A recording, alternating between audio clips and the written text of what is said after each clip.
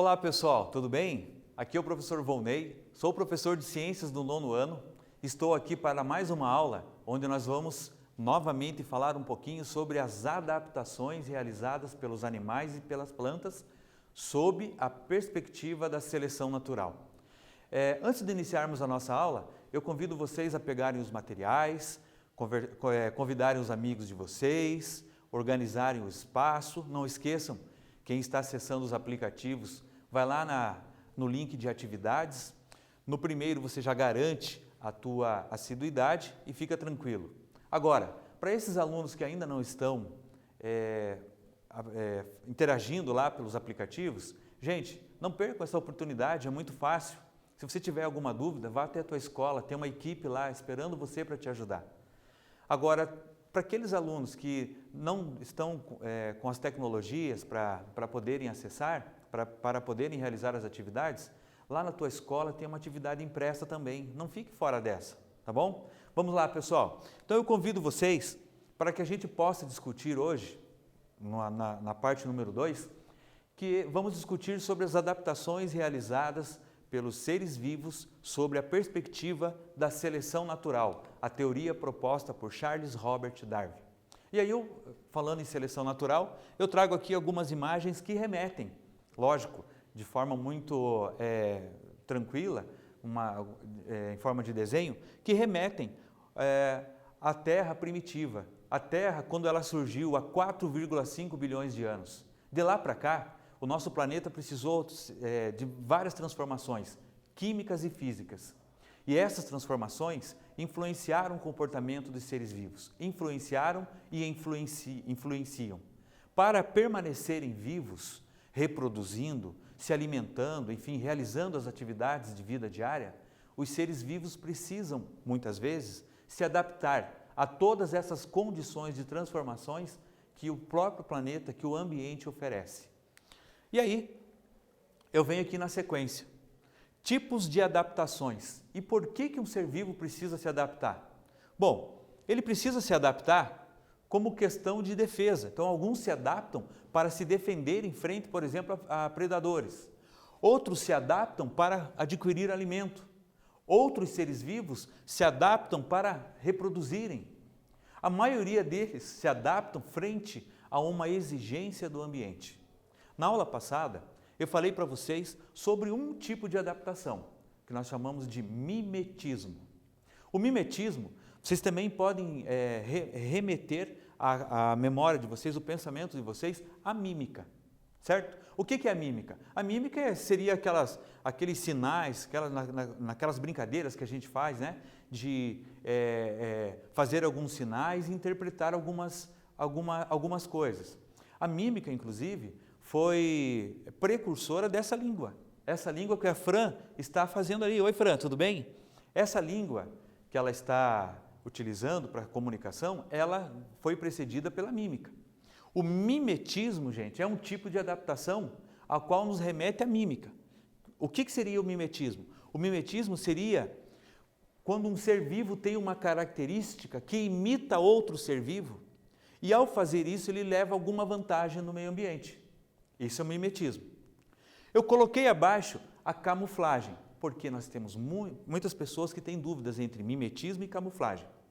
Então, a camuflagem, gente, é quando um ser se assemelha a alguma coisa da natureza, do ambiente onde ele vive, e ele faz isso para se defender ou para levar vantagem frente, por exemplo, a uma relação de predatismo, ou a procurar alimento, coisa parecida. Então, eu vou mostrar isso aqui num exemplo bem claro, mas eu gostaria que vocês não esquecessem. Mimetismo é quando o ser vivo se assemelha, imita um outro ser. Camuflagem é quando ele se assemelha a algo do ambiente onde ele vive. Olha lá, ó, exemplo de mimetismo. Na aula passada eu falei sobre a cobra coral e a cobra coral, aliás, a cobra coral verdadeira e a cobra coral falsa. Aqui eu trouxe para vocês duas espécies de borboletas. Se vocês analisarem, olha a pergunta que eu fiz ali, ó. Quais as diferenças morfológicas entre elas? Morfológicas quer dizer, quais as diferenças na forma entre elas? Gente, analisem.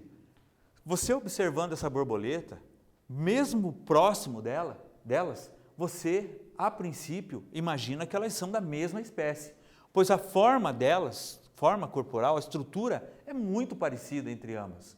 Porém, a borboleta que eu tenho aqui na imagem azul é uma borboleta chamada borboleta da espécie monarca, enquanto que a borboleta que eu tenho lá na imagem de uma vegetação verde, ela é uma borboleta da espécie vice-rei. O que acontece? Aqui tem uma relação de mimetismo. É sabido que a borboleta monarca, ela produz uma substância que quando um predador vai lá e se alimenta dessa borboleta, ele tem muitos problemas. Essa substância química provoca muitos problemas nesses seres vivos. Então eles evitam se alimentar desse tipo de borboleta.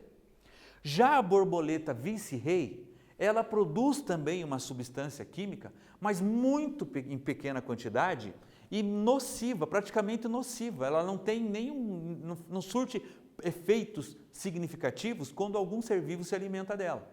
Então o que acontece? A borboleta vice-rei passou por uma adaptação, a qual eu chamo de mimetismo, onde ela imita a característica da borboleta monarca para levar vantagem. Os seres vivos predadores, quando vão pensar em se alimentar dessa borboleta vice-rei, observam o corpo dela, imaginam que ela é a borboleta monarca e deixam de se alimentar, ou seja, e evitam. É uma adaptação que ela leva vantagem também de defesa, que é fundamental para a vida desses seres de borboleta. Olha outro aqui agora a gente vai para a camuflagem. Vocês estão conseguindo observar na minha imagem, que eu coloquei ali, uma imagem onde nós temos uma coruja? Será que vocês estão conseguindo identificar uma coruja ali no meio do tronco da árvore? Gente, essa espécie de coruja, veja, não são todas as corujas, mas essa espécie de coruja, ela precisou se adaptar frente ao ambiente que ela vivia. E ao se adaptar, ela ganhou uma característica parecida, similar, semelhante a algo do ambiente onde ela vivia, que no caso é o tronco. Nós sabemos que as corujas são aves de rapina. Aves de rapina são aves que têm características de caça. Quais são essas características? Bico curvo, garras afiadas, né? Visão com grande alcance. Embora as corujas não enxerguem quase nada durante o dia, elas têm hábitos noturnos, olhos muito grandes, então elas conseguem enxergar a presa muito longe. Seria então imaginar que as corujas, no ambiente onde elas vivem, elas estão no topo da cadeia alimentar. Porém, pessoal, o que acontece? No ambiente em que vive essa coruja, existem outras aves de rapina mais fortes do que ela, por exemplo, gaviões, águias, então ela é seria uma presa fácil para esses seres. Então, ela durante o dia, como ela não enxerga direito, teria dificuldade para enxergar um predador vindo até ela se adaptou a esse ambiente, ganhando essa estrutura parecida com um galho lá de árvore, um tronco de árvore, onde ela fica lá durante o dia todo e começa a ter seu nicho ecológico funcionando com mais intensidade durante a noite. É um exemplo de camuflagem para a defesa, para a sobrevivência. Olha outro aqui, o bicho-folha. O bicho-folha, pessoal, é um inseto. É um inseto bem interessante, porque vocês vejam lá a asa desse inseto, parece realmente uma folha, imita uma folha. E quando ele está voando, ele voa meio lateralmente, parece uma folha caindo. Esse inseto seria uma presa fácil aos predadores, porém, por apresentar esse aspecto de folha, ele se assemelha a algo do ambiente dele, então não interessa aos predadores. Portanto, ele conseguiu a manutenção da sua sobrevivência, da sobrevivência dessa espécie que eu estou citando, graças a essa adaptação. Quem é que forçou ele a se adaptar? A seleção natural. A natureza, o ambiente onde ele vive, forçou ele a se adaptar.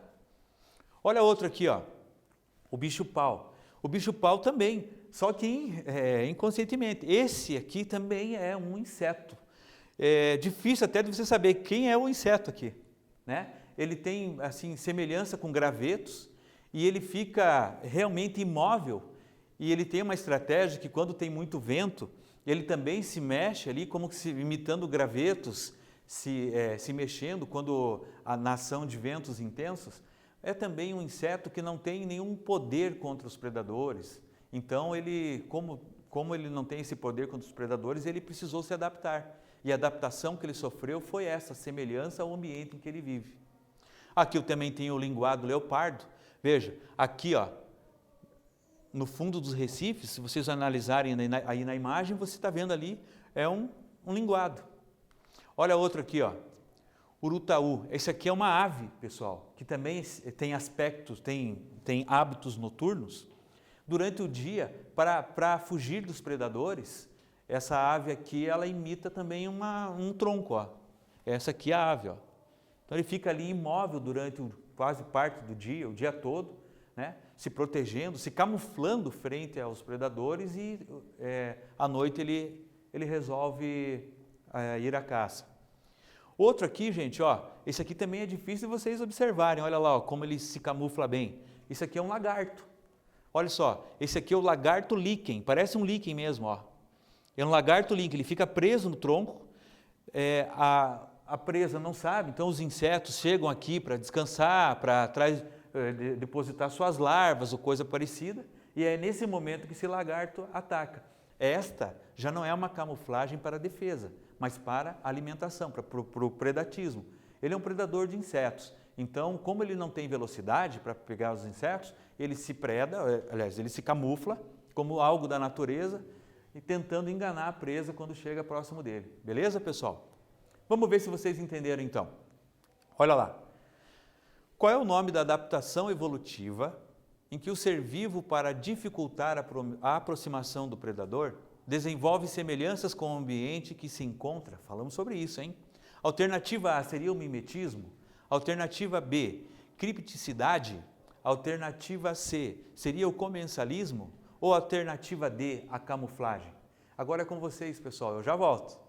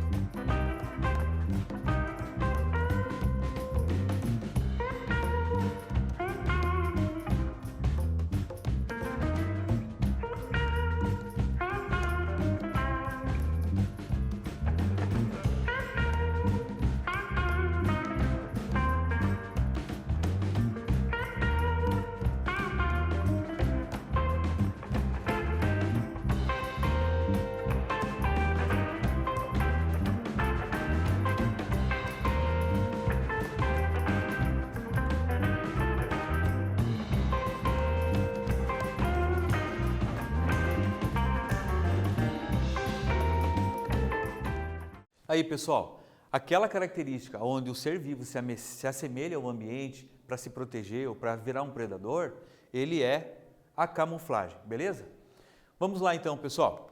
Agora, nós vamos falar sobre as adaptações de acordo com três grupos que eu escolhi, que eu entendo que vai ficar melhor para vocês entenderem, compreenderem. Vocês vejam, nós falamos sobre mimetismo, nós falamos sobre camuflagem, agora nós vamos citar algumas adaptações de alguns grupos de seres vivos. Eu escolhi aqui répteis, escolhi anfíbios e escolhi as aves, pois as adaptações escolhidas, realizadas por esses seres, elas são muito evidentes, tá?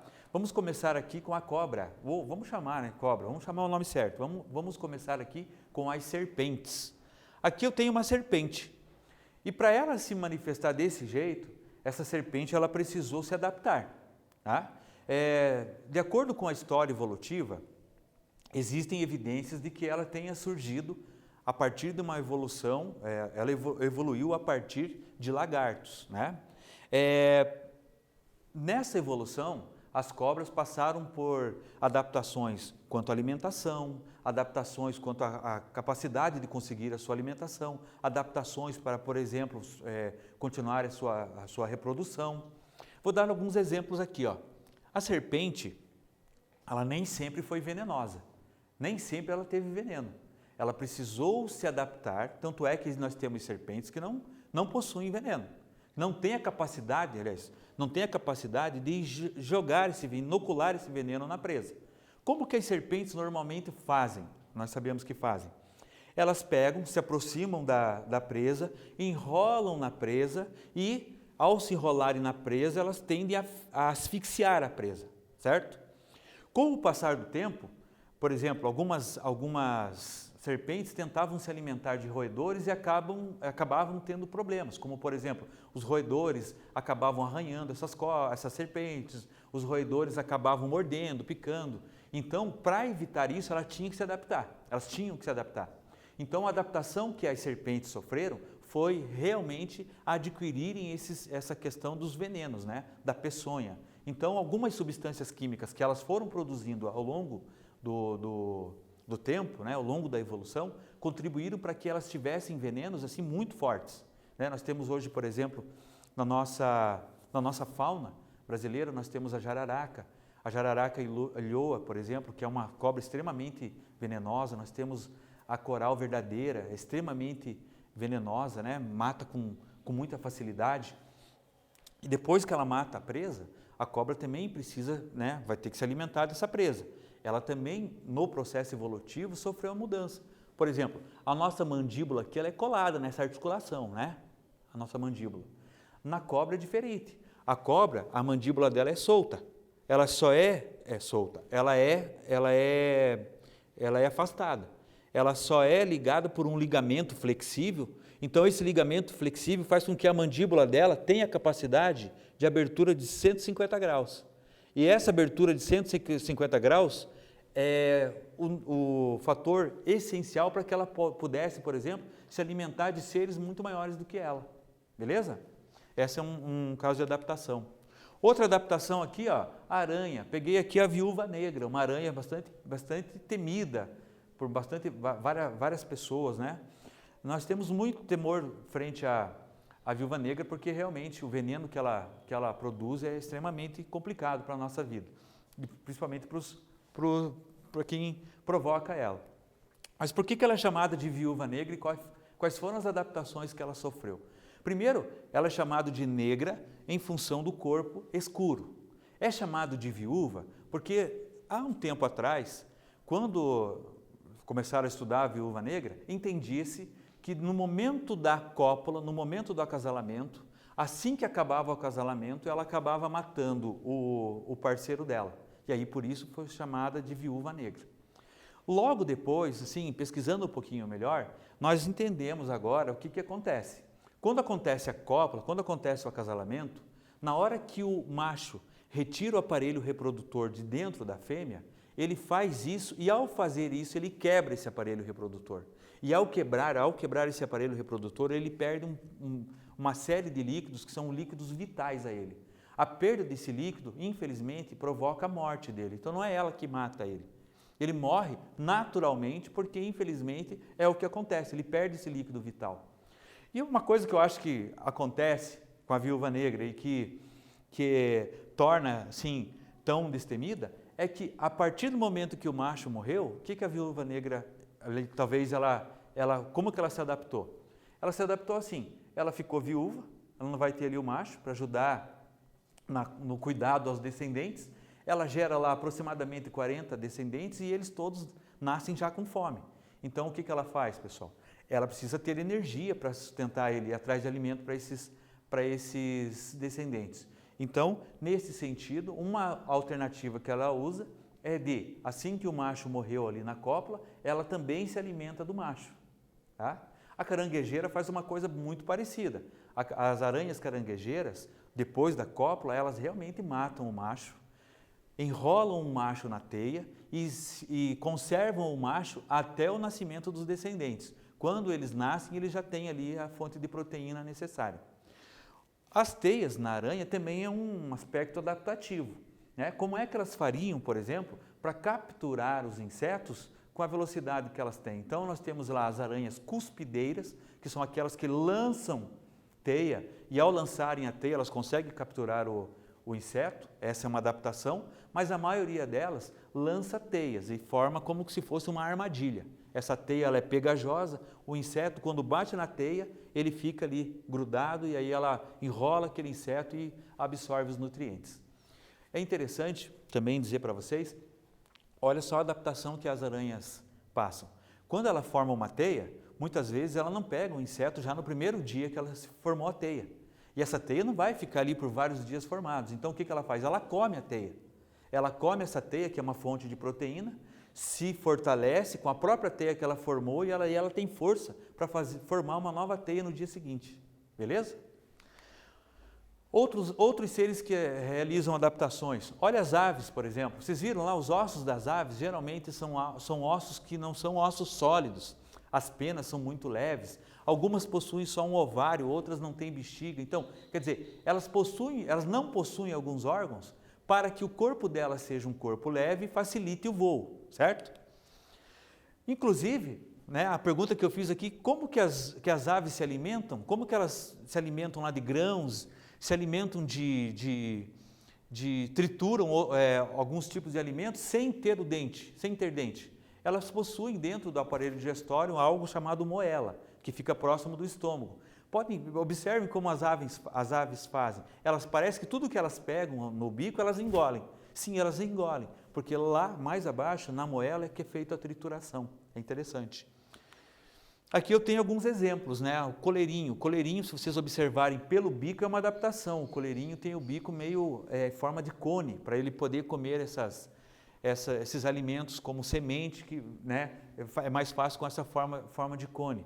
O pica-pau, por exemplo, o pica-pau ele precisa ali ficar picando a madeira, o tronco das árvores, porque ali entre os troncos ele vai encontrar as larvas dos insetos, que é a principal fonte de alimento dele. Então é um bico bastante fino e pontiagudo, mas acompanhando o bico dele tem a língua, que também se adaptou, ficou uma língua bastante grande, para que ele pudesse encontrar lá no meio dos troncos o alimento e capturar com a língua. O pica-pau tem uma função interessante. Alguns pássaros são onívoros, como por exemplo aqui, algumas aves são onívoras, como esse pássaro aqui, o bem-te-vi. O bem-te-vi é onívoro, ou seja, ele se alimenta de ervas, se alimenta de carne. Aqui, por exemplo, na imagem ele tem ali um roedor.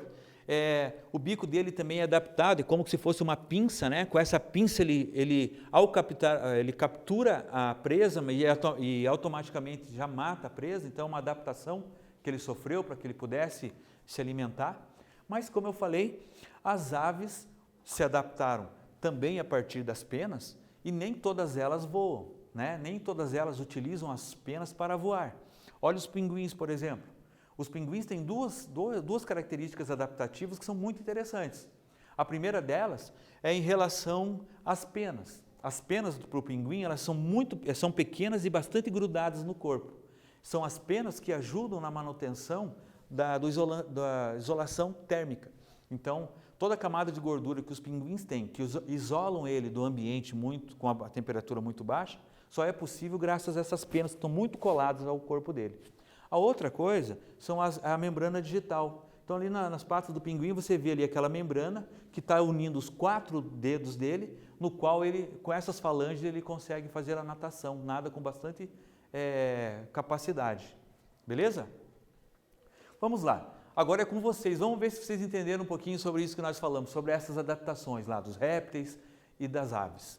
Os dentes nos mamíferos servem para triturar os alimentos, a partir de adaptações, como as aves fazem se não possuem os dentes? Você lembra essa pergunta? Eu fiz no meio da aula. Como é que elas fazem? A alternativa A, através da moela. A alternativa B, através dos ácidos gástricos. A alternativa C, através da cloaca. Ou a alternativa D, através do bico. Agora é com vocês, gente.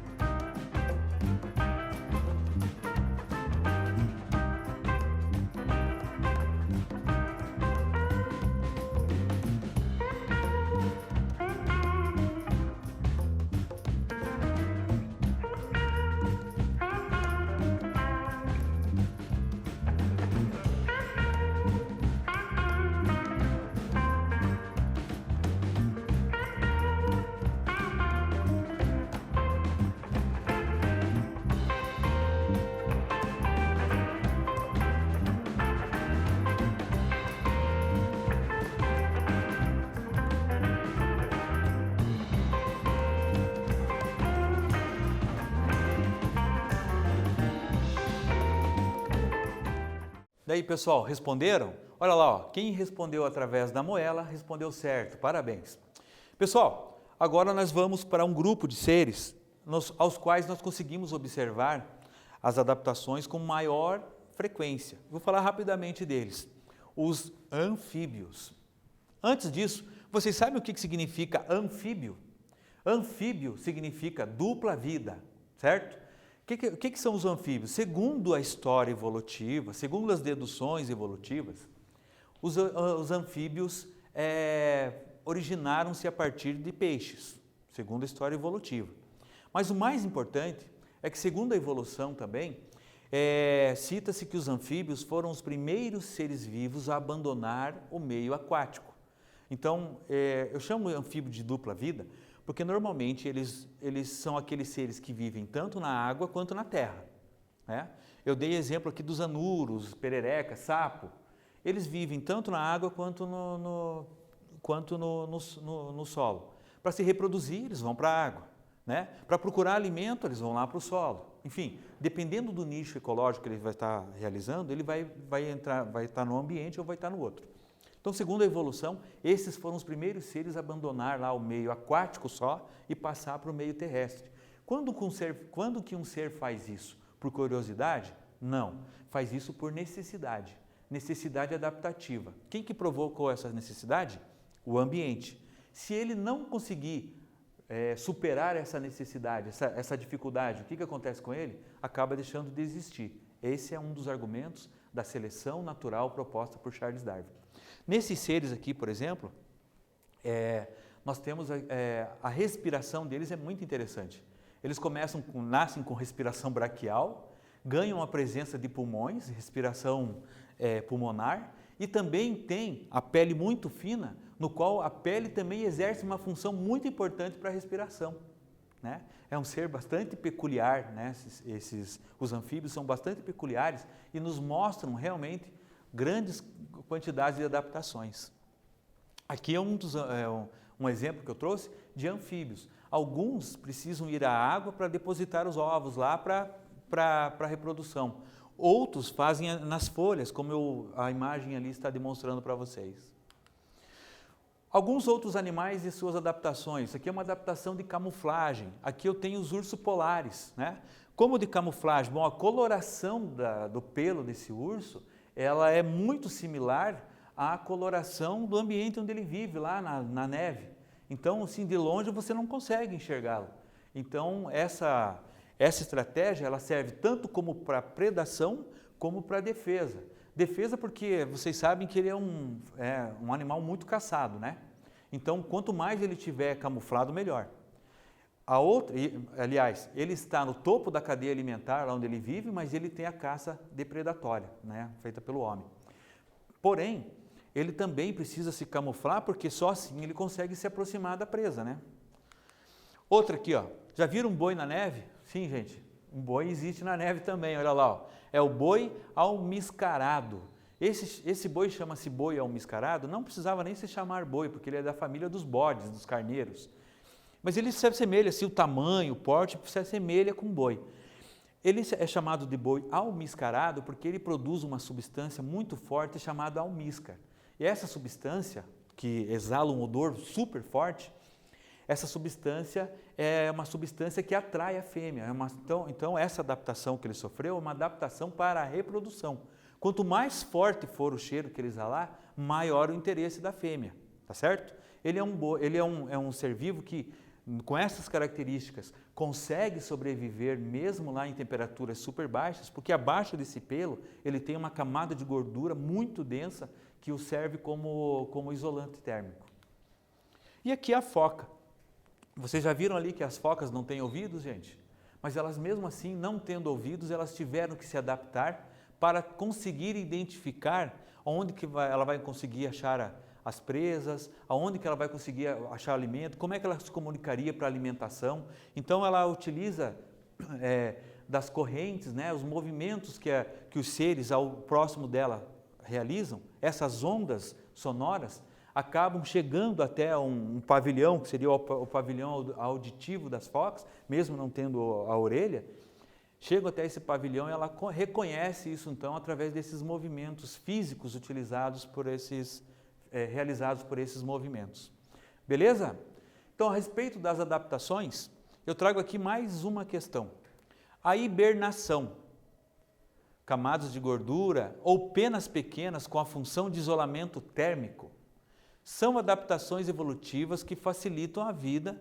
Em que tipo de ambiente especificamente? Olha lá, pessoal, hibernação, camada de gordura e penas pequenas. Elas são adaptações que deverão ser utilizadas aonde? Alternativa A, nas caatingas.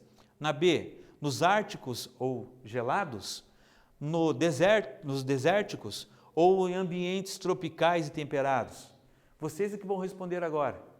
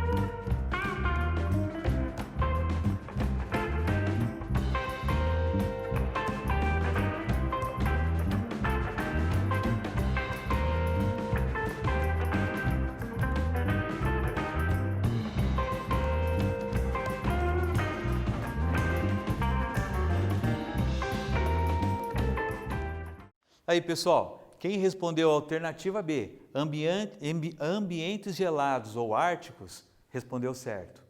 Pessoal, nós encerramos aqui a segunda aula sobre as adaptações. E eu gostaria realmente que vocês não esquecessem que as adaptações são condições realizadas pelos seres vivos frente à seleção provocada pelo ambiente. Teoria da seleção natural proposta por Charles Darwin e Wallace. Beleza? Até a próxima aula.